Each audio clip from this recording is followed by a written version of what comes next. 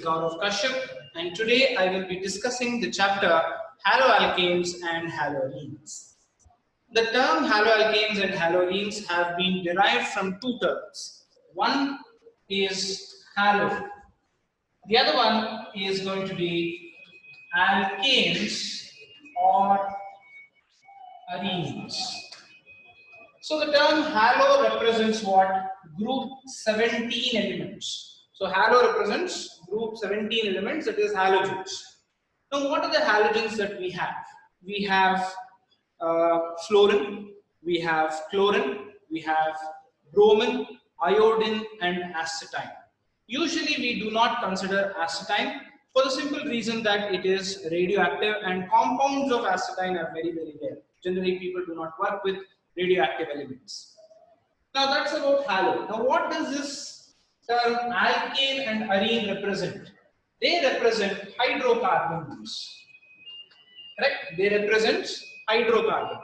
So from this what we understand about haloalkanes, haloarenes is these compounds are actually halogen derivatives of aliphatic and aromatic hydrocarbons. So haloalkanes, the term haloalkanes and haloarenes represent what? It represents halogen derivatives of aliphatic and aromatic hydrocarbons.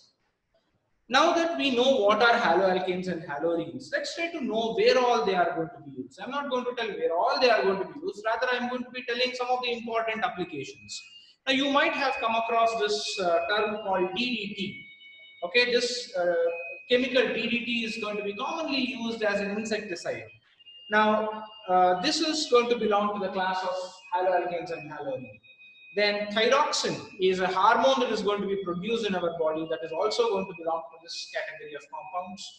Then you must be aware of chloramphenicol, which is a common antibiotic, which is also going to be belonging to haloalkanes and haloarenes. Then hydroxychloroquine, which is a common term these days. Many people keep using this term hydroxychloroquine. This is a chemical which is an anti-malarial drug and is also used in the treatment of COVID-19. So these are all some of the applications of haloalkanes and haloarenes. They have wide applications. Now that we have got to know some of the places where haloalkanes, haloarenes are used, let's try to understand about the classification of haloalkanes and haloarenes. Now when it comes to classification of haloalkanes and haloarenes, they are broadly classified into three main categories. The first one being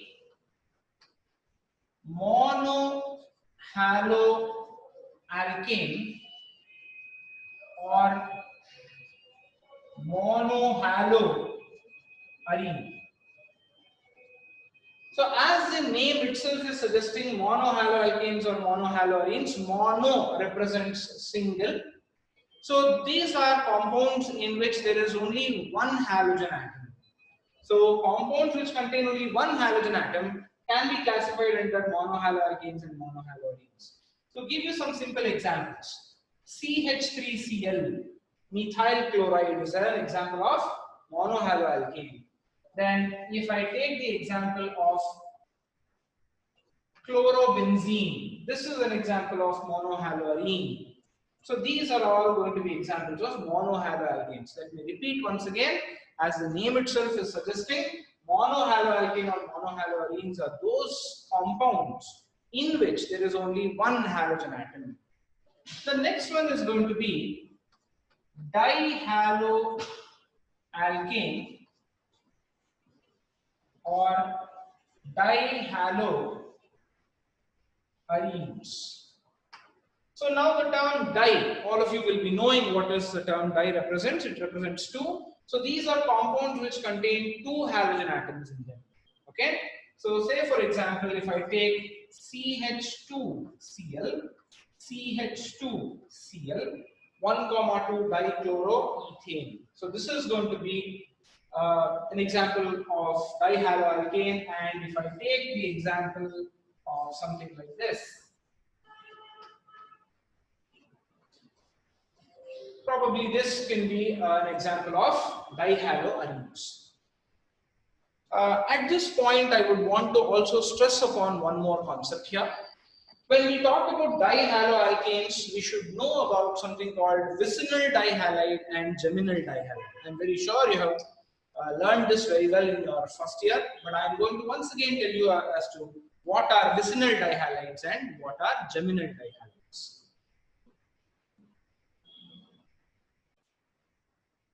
So I was talking about vicinal dihalide and geminal dihalide. Now if you look at this, you are able to make out that there are two halogen atoms attached to the same carbon atom. If you are having a compound like this where there are two halogen atoms attached to the same carbon atom, then this would be referred to as geminal or gem dihalide. Now here, if you happen to look at this compound, you are able to make out that the halogen atoms are attached to two adjacent carbon atoms. So therefore, this would be referred to as vicinal or big dihalide. Okay, this would be referred to as vicinal dihalide and this would be referred to as geminal dihalide. So in a geminal dihalide, as you are able to make out that the halogen atoms are attached to the same carbon atom, and in vicinal dihalide, you are able to make out that the halogen atoms are attached to adjacent carbon atoms. Now that we have understood about dihaloalkanes and haloarenes, now let us take up the third one, that is going to be polyhaloalkane or polyhaloarenes. Now these are compounds in which there are going to be more than two halogen atoms present in the molecule. So polyhaloalkanes and polyhaloarenes are going to be those compounds which will contain more than two halogen atoms. Very simple examples we shall take. We will take the example of CHCl3 chloroform. We can take the example of CCl4, or we can take examples like this.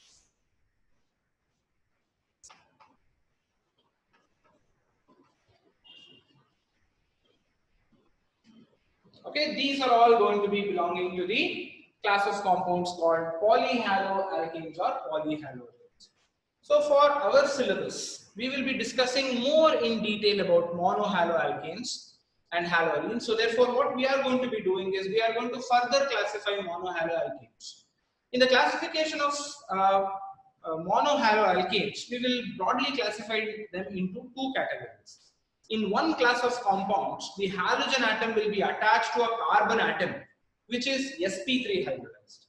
So in the other class of compounds, what we are going to be having is the halogen atom is going to be attached to a carbon atom, which is sp2 hybridized. Okay, so we shall be discussing about this now.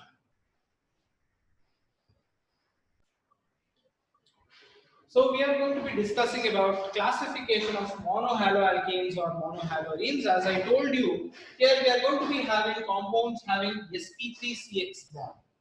So here we are going to be having alkyl halide. So let's try to understand what are these alkyl halides. Well, children, you all know about alkane. I'll take a very simple example, CH4. Okay, this is an alkane, right? This is alkane. I'll remove one hydrogen atom from it. When I remove one hydrogen atom from it, it is going to be CH3. Now this CH3 will not be called alkane, but it will be referred to as what? It will be referred to as alkyl. Now, instead of one hydrogen atom which we remove, instead of that, if I add a halogen atom here, then that becomes an alkyl halide. It becomes what? Alkyl halide. So to give an example for this, CH3Cl, C2H5Br, all these are going to be examples for alkyl halides. So from this, what did we understand about alkyl halides? Alkyl halides are those compounds in which one of the hydrogen atom of an alkane is replaced by halogen atom. Therefore, we can represent these alkyl halides by the general formula CN H2N plus 1X. As you know, the general formula for alkane will be CN H2N plus 2. So what did we do? We have removed one hydrogen atom and we have replaced it with a halogen atom. So that is why the general formula of an alkyl halide will be taken like this. It is going to be CnH2n plus 1H. So this is one class of compounds under this category where the halogen atom is attached to a carbon atom which is sp3 hybridized. So after this, we need to know that these alkyl halides are further classified into primary, secondary and tertiary alkyl halides. So the example for this, I can take CH3, CH2, say Cl. So here what has happened, the halogen atom is attached to the primary carbon atom. And that is the reason why it would be referred to as a primary alkyl halide. Now if I take an example here, CH3, CH3, Cl here. Here the halogen atom is attached to what? It is attached to a secondary carbon atom. So that is the reason why we will be calling this as secondary alkyl halide. Now if I give an example here, CH3C, CH3, CH3Br, tertiary butyl bromide. So this molecule, tertiary butyl bromide, is going to be an example for tertiary alkyl halides. So we are talking about compounds having sp3CH bond. Under that we have taken alkyl halides. So the next thing that we have to be taking is going to be about allylic halides. So I will be discussing about allylic halides now.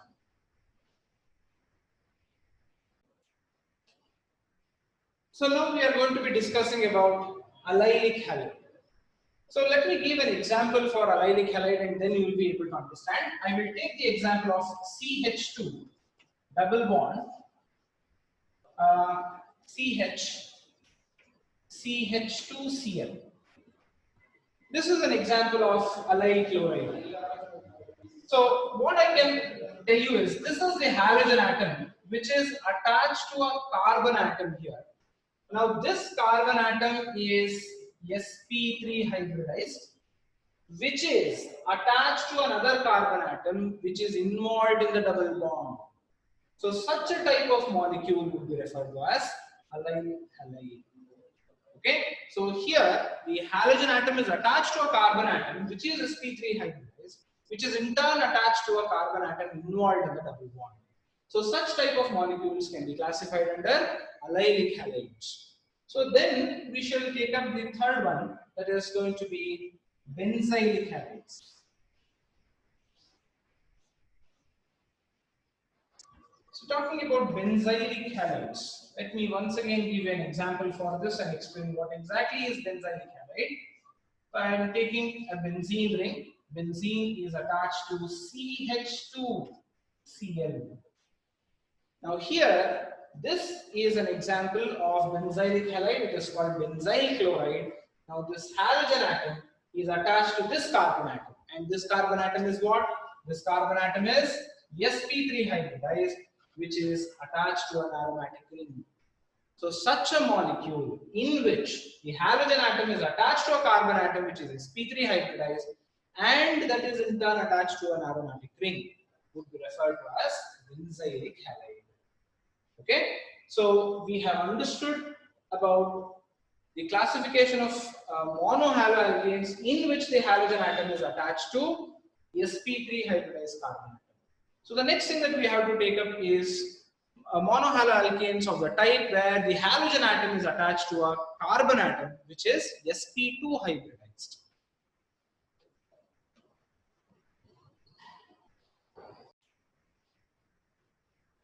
Okay, so now we are going to be discussing about compounds having sp2CX bond. Here we are going to be having the first one, which is vinylic halide.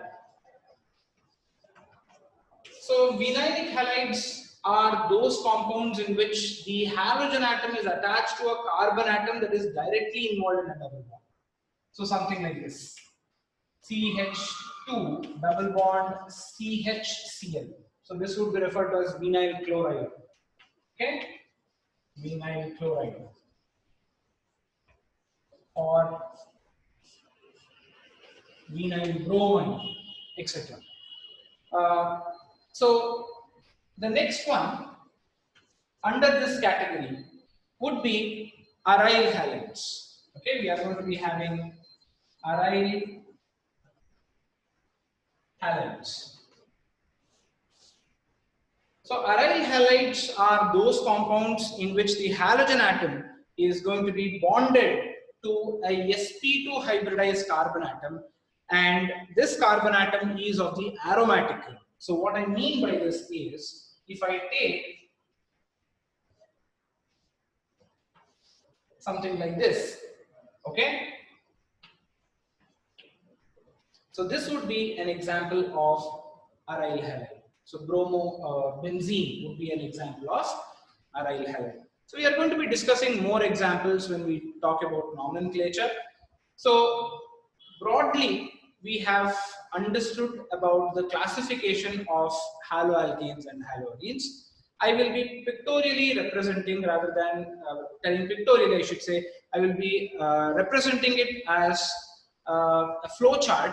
I would want all of you to make a note of this flow chart now.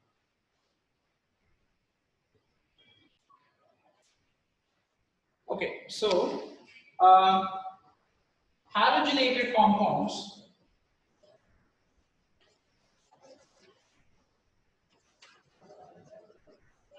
can be broadly classified into these three categories, which we have learned.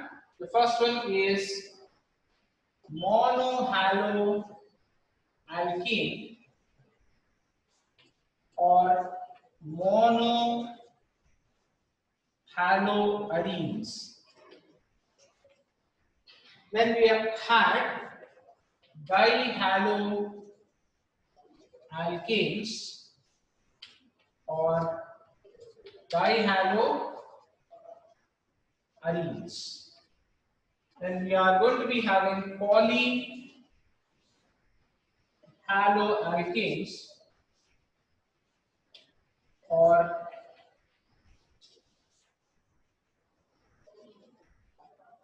polyhaloarenes.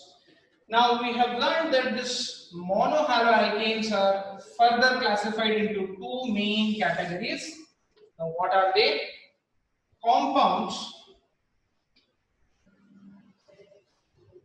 with sp2CX bond.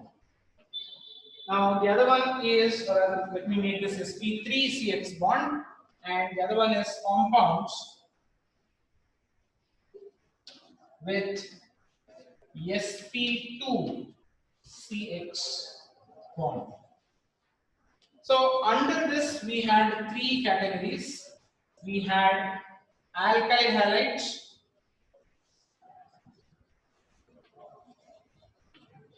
then we had allylic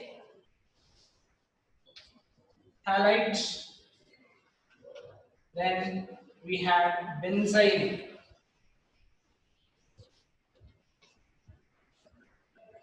halides.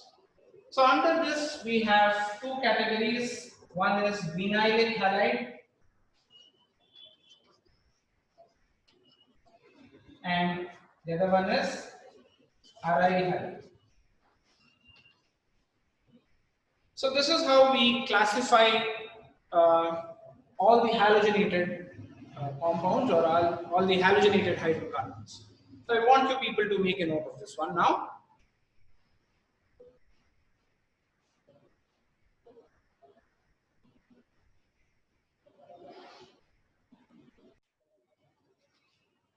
Okay, so right now we will take up nomenclature. We have already understood about the classification of haloalkanes and haloarenes. Now we should try to understand about nomenclature of these compounds. See, if I talk about haloalkanes, I can represent them as Rx. Now these alkyl halides or these haloalkanes can be given two names. One is a common name, which I am going to be representing it as CN. Please do not confuse CN for cyanide here. I am going to be calling CN as common name, that's all. Now, the other one is you can give the IUPAC name. Now, common names for these compounds are given as alkyl halides, and the IUPAC names are given as haloalkanes. You might be thinking, why is that I am writing the name of the chapter once again? No, I'm not doing that. That is, try to understand how the names of these compounds are given.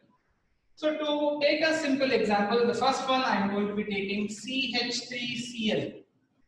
Now for this compound CH3Cl, the common name that I can give is of the type alkyl halide. So here, which is the alkyl group? The alkyl group is going to be methyl group, so I'll be writing it as methyl. Then we are having chlorine atom here, but I'm not going to write methyl chlorine. I should be writing it as a halide, so therefore I'll be writing it as chloride. Methyl chloride. Then coming to the IUPAC name, it is named as haloalkane. So what is that we have to do? We have to write the name of the halogen atom first. But I'm not going to write chlorine once again here, but I'll be writing it as halo, which means I have to write it as chloro. Okay, so chloro, then meth. The reason why I wrote meth is because for one carbon atom, the root word happens to be meth, so it is going to be methane. So other simple molecules such as CH3, CH2, Br. If I take the common name for this will be alkyl halide, which means ethyl bromide.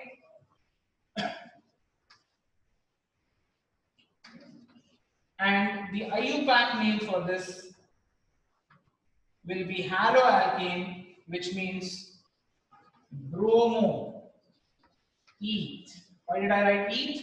Because there are two carbon atoms. The root word is eth, and single bonds are there, therefore ethane.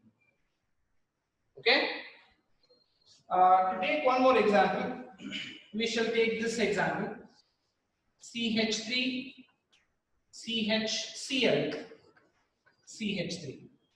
Now we have to find out what is the common name for this and the IUPAC name. The common name, if you observe a molecule like this, and if the hydrogen atom is attached to the carbon atom which is at the center, then you have to immediately recognize this as isopropyl. So the common name will be isopropyl chloride. So the IUPAC name is more systematic. So what is it we are going to be doing? We're going to be giving the numbers. This is carbon atom 1, 2, 3. At the second carbon atom, chlorine is attached. So therefore, you will be calling this as 2-chloro. 2-chloro-propene would be the name. Okay?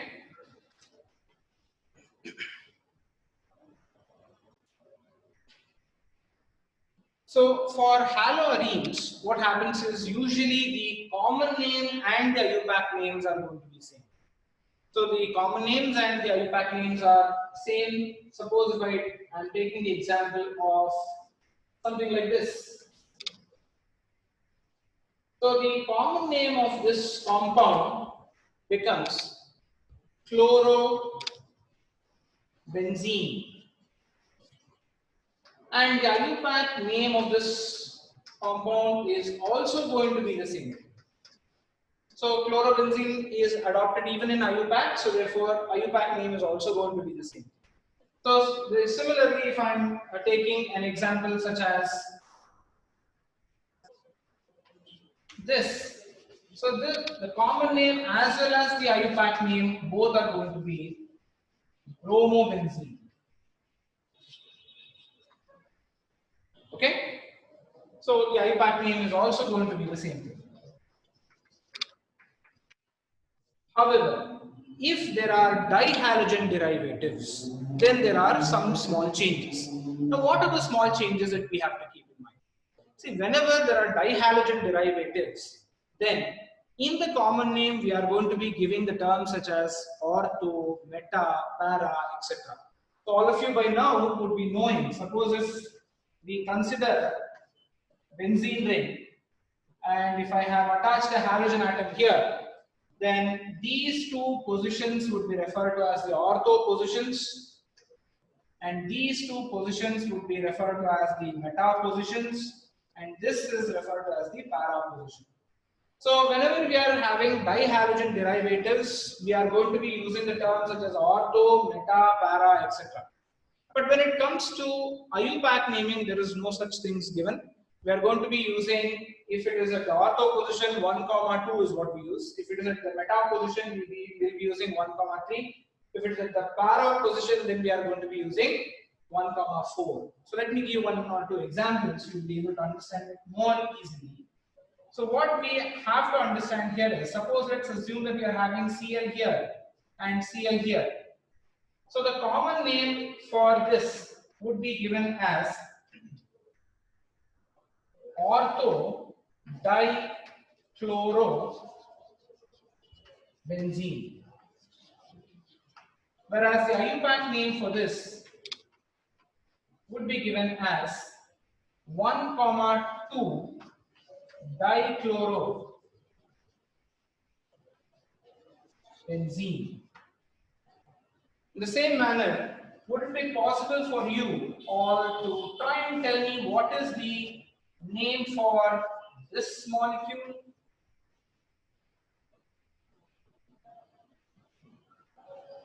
The common name for this molecule should be given as what? This is at the meta position. So this will be meta dibromobenzene. And the IUPAC name for this is going to be 1, 3 dibromobenzene.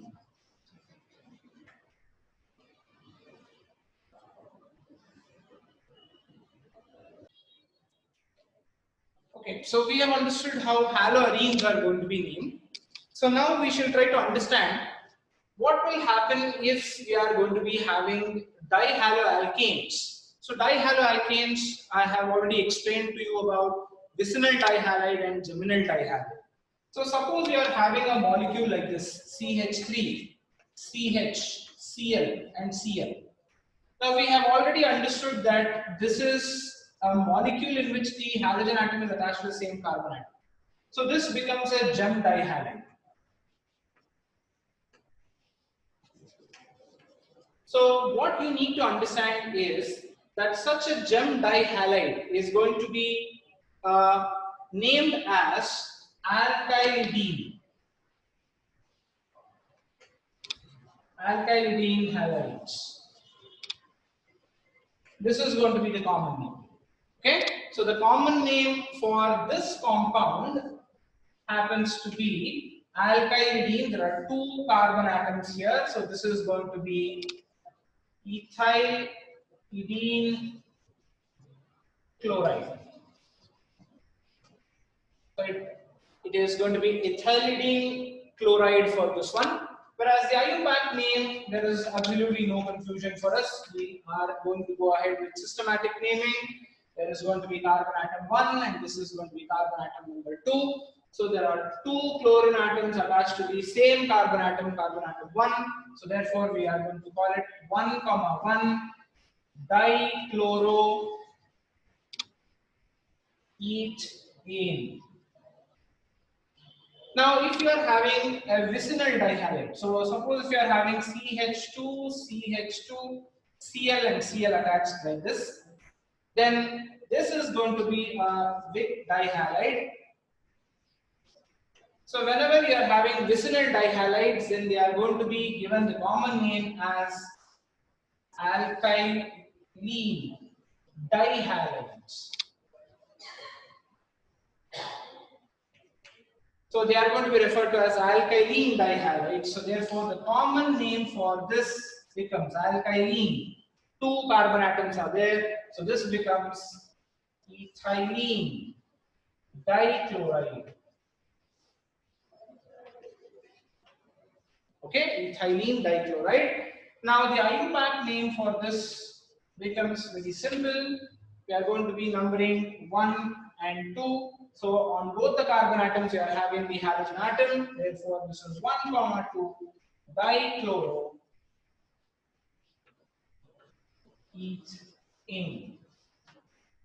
So these are some of the general rules that we have to keep in mind when we are naming. So we shall discuss some more examples now.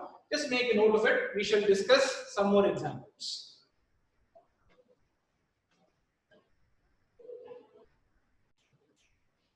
Okay, we shall take up some more examples now and we shall try to discuss their IUPAC names. The first one that I will be taking is something like this: CH3, CH2, CHBr, and CH3. So if you have to write its common name, then it is going to be secondary butyl bromide. So since bromine is attached to second carbon atom, we are writing it like this. If it was attached to the first carbon atom, you should have written N-butyl bromide. So the IUPAC name, obviously we have to start numbering. This is carbon atom 1, 2, 3 and 4. So this becomes 2-bromo. But, because there are 4 carbon atoms, single bonds, therefore butane. So the next one that I am going to be taking is this example, where we are going to be having CH3, C, CH3, CH3, then you are having Br. Very common example that you will keep coming across, so you need to know both its common name as well as IUPAC name. So the common name for this would be tertiary butyl bromide. And the IUPAC name, if you have to number it, you have to select the longest chain, and this happens to be the longest chain, 1, 2, 3. So you are going to be having a bromide as the substituent group and also methyl group. So first B has to be written, so therefore you will have to be writing it as 2-bromo 2-methyl propane.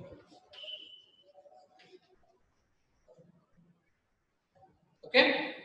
Then the third example which I would be taking is CH3, C, CH3, and CH3, CH2Cl. So here, if you count the number of carbon atoms, you have 1, 2, 3, 4, and 5.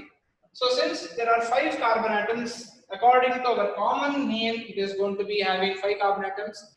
So it has to be named as neopentyl chloride.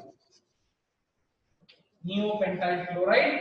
And the IUPAC name, we have to count the number of carbon atoms in the longest chain. So 1, 2, and 3 if I take, then the first carbon atom is having a substituent group that is chloride, and you are having 2 methyl groups. So therefore the name would be 1-chloro.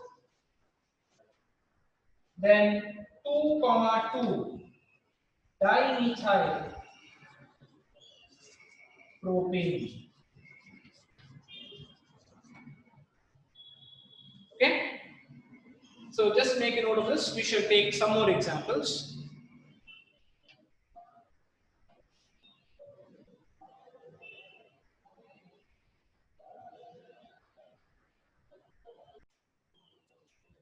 So the next set of examples which we are going to be discussing would be these.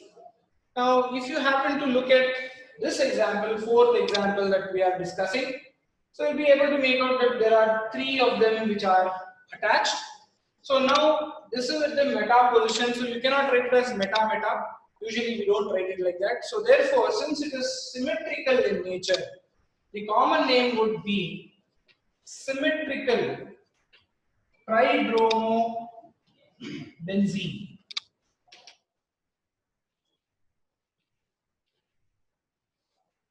Okay, it is going to be symmetrical tribromobenzene. But when it comes to IUPAC name, you have to number them. You can number it from any of this carbon atom, either from here, or from here. Let me start from here. 1, 2, 3, 4. 5, and this is going to be the 6th carbon atom. So therefore, this will be 1, 3, 5 tribromo benzene. So this is going to be the IUPAC name for this compound. So coming to the next molecule. So if you leave out this part, then you will be able to make out, or rather I should say, if you leave out this part, then you will be able to make out that this is actually toluene. Correct? This is toluene molecule. So this would be at the ortho position to toluene. Therefore, the common name of this molecule will become orthochlorotoluene. Orthochlorotoluene. Now, if you are giving the IUPAC name, then let's number it from here: 1, 2, 3, 4, 5, 6. So what happens here is, you should know that this is going to be 2-chlorotoluene. So this is going to be 2-chlorotoluene. The next molecule is an interesting one. So if there was a benzene ring here, it would have been a different case altogether. But what we are having here is that you should be knowing that this is only cyclohexene. So I cannot start numbering from here.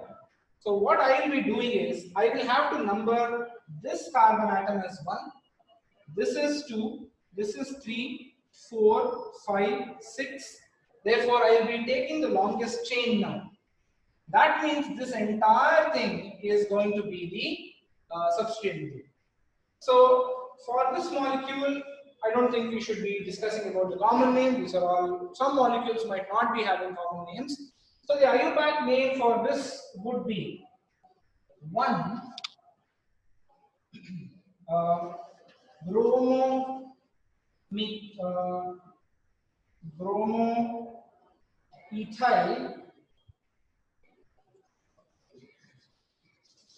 bromomethyl cyclohex-1E.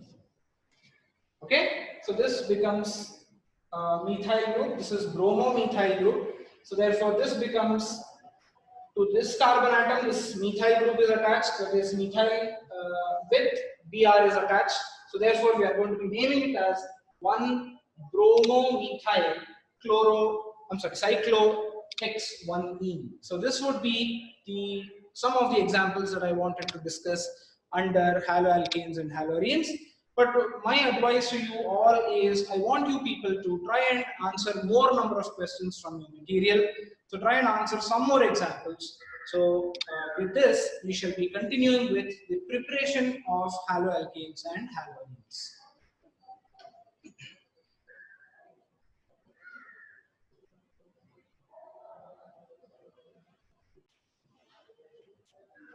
Okay, so before I proceed with the methods of preparation of haloalkanes and haloarenes, I will have to also tell you something about the structural isomerism. In the first year PUC, you have all studied about structural isomers, and you have learned about chain isomerism as well as position isomerism. Now let us try to understand what exactly is chain isomerism and position isomerism.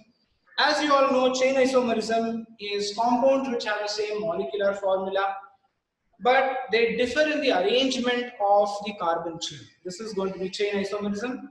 And when we are talking about the position isomerism, we all have learned that they are going to be having the same molecular formula, but same carbon chain also, but there is going to be difference in the position of the double bonds or the substituent groups or the functional groups.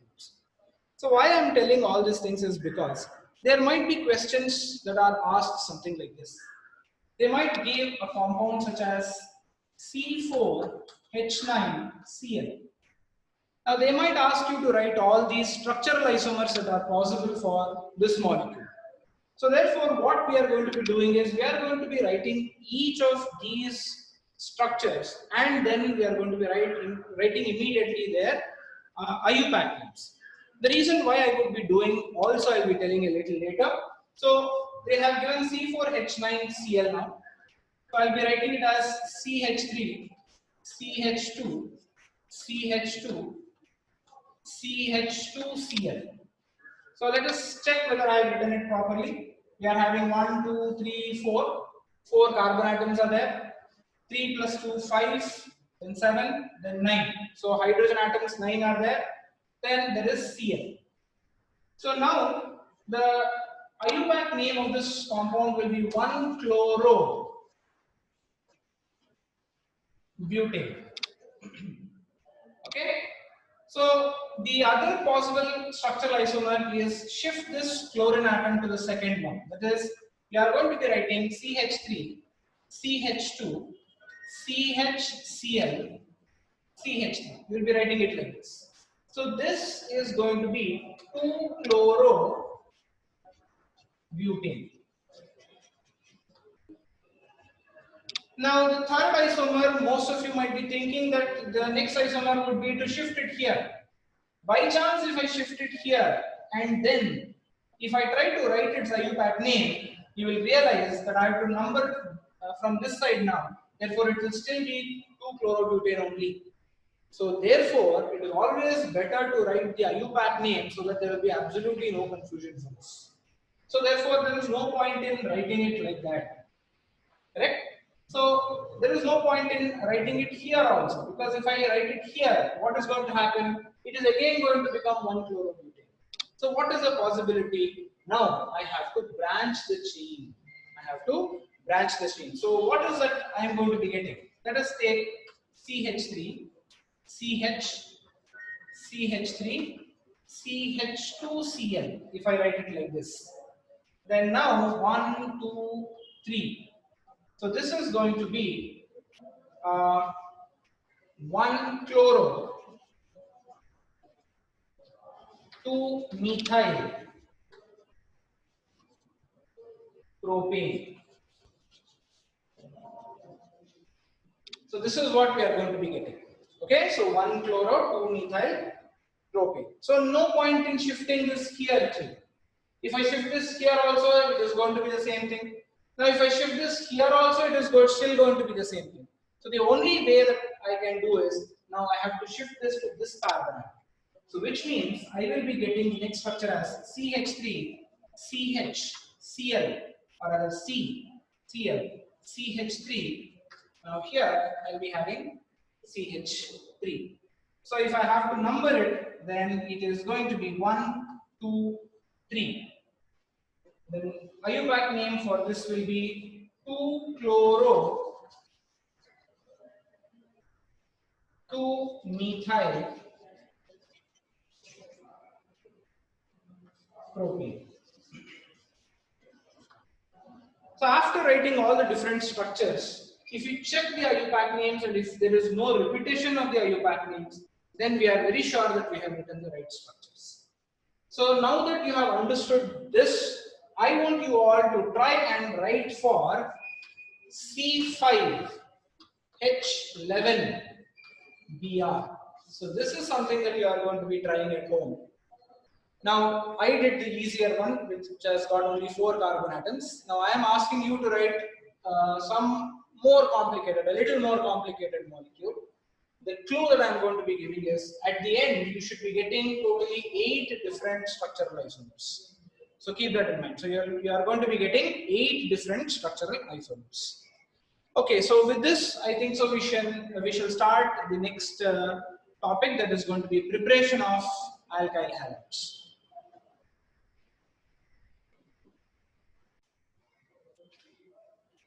Okay, so we will be starting with the methods of preparation. There are plenty of methods of preparation of haloalkanes and haloarenes. So we'll be discussing about the methods of preparation of haloalkanes first, and then we shall be discussing later on in the chapter, we will be discussing about preparation of haloarenes and the properties. So we are talking about methods of preparation of haloalkanes now. So under this, the first one is from alcohols. Alcohols can be converted into alkyl halides or haloalkanes by various methods. One of the methods is reaction with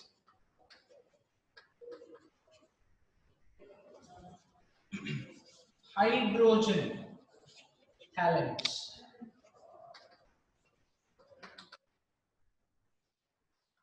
HX. So let's try to understand how alcohols can be converted into alkyl halides. So alcohols can be converted into alkyl halides by treating them with hydrogen halides in the presence of anhydrous ZnCl2 as the catalyst. So what did I tell? Alcohols are going to be treated with hydrogen halides such as HX in the presence of anhydrous ZnCl2, and when it is heated, it results in the formation of Rx plus H2O. Okay, the general reaction may be represented in this manner. So now what we also need to know is we need to know how chloroalkanes, then bromoalkanes, iodoalkanes are going to be prepared from this method. So under this, I will be starting with chloroalkanes. So what we need to understand about chloroalkanes is chloroalkanes can be obtained by this method, that is alcohols can be converted to chloroalkanes by reacting alcohols with dry HCl in the presence of anhydrous ZnCl2. And this process of preparation of chloroalkanes from alcohols using dry HCl, this process is referred to as Grouve's process. Now, before I proceed any further, I would want you people to make a note of all these things. See, whenever we come across named reaction, a student must have a habit of writing these equations separately. The reason is because after every chapter, you must and should have a list of all the named reactions, and you should be maintaining that list so that it will be useful for quick reference just a day before the examination. Mind you, it is the named reactions which are going to be very, very important from the point of examinations. I'm not telling that only named reactions are going to be asked, but they are very popular questions. So that is the reason why you will have to make a list of all the named reactions. So I would advise you people either in the last page of your notes or maintain a separate book where you are going to be writing down all the named reactions. So let's get back to this Grouve's process. Let me repeat it once again. Alcohols, that is ROH, alcohols can be made to react with HCl gas, that is dry HCl, in the presence of anhydrous zinc chloride. Now this would be giving rise to RCl plus H2O. So to give you another example, we will take the example of CH3OH, methyl alcohol, when it is made to react with HCl, this is dry HCl, in the presence of anhydrous ZnCl2, we are going to be getting CH3Cl plus H2O. Make a note of this. We should take up bromoalkanes preparation as well as iodoalkane preparation.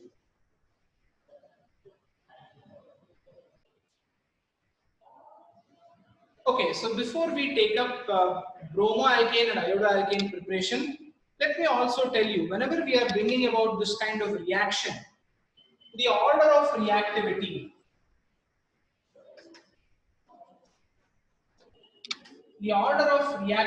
happens to be HI will be greater than HBr will be greater than HCl. Now, the reason for this is the bond dissociation energy. The bond dissociation energy of these molecules will be HI, which is going to be less than HBr, which is going to be less than HCl. So what we need to understand is, since the bond energy of HI is very less, what happens is it can undergo a bond breakage very easily, therefore it is going to be more reactive. Since HCl is going to be having higher bond dissociation enthalpy, that means more energy is required to break the bond, therefore it will be less reactive. At the same time, you should also know the reactivity of alcohols. Reactivity of alcohols is tertiary alcohols are going to be more reactive than secondary alcohols, which are going to be more reactive than primary alcohols. The reason for this is during the formation of the product, what happens is here there is a tertiary carbocation that is going to be formed if it is a tertiary alcohol. So that tertiary carbocation is going to be more stable than secondary carbocation, and which is going to be more stable than primary carbocation. So that is the reason this would be the order of reactivity of alcohols. Now coming to preparation of bromoalkanes. Now bromoalkanes can also be prepared using alcohols. There are two methods. One, alcohols can be directly made to react with HBr, that is hydrogen bromide, which is about 48%. Now this would be giving rise to RBr plus H2O. So alcohols are made to react with hydrogen bromide, which is about 48%, to give alkyl bromine. However, usually what we do is alcohols are made to react with a mixture of sodium bromide NaBr and H2SO4. So what happens here is sodium bromide and H2SO4 would be giving rise to basically HBr plus NaHSO4. So therefore now this alcohol will be reacting with HBr. That would give rise to RBr plus NaHSO4 plus H2O. This is what is going to be happening. Okay, so just make a note of it. We shall discuss iodoalkanes also.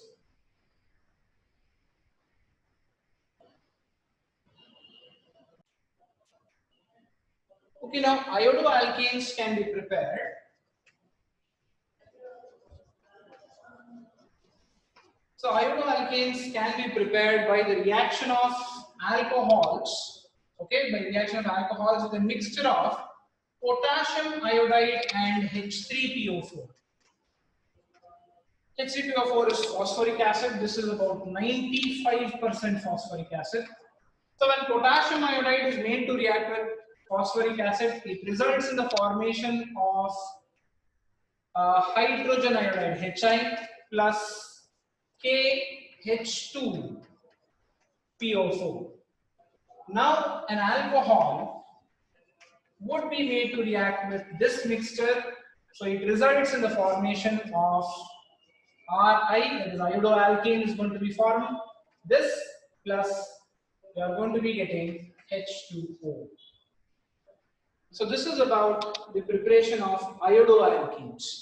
So we have learned how to prepare chloroalkanes, bromoalkanes, as well as iodoalkanes using alcohols and HX, that is hydrogen halides.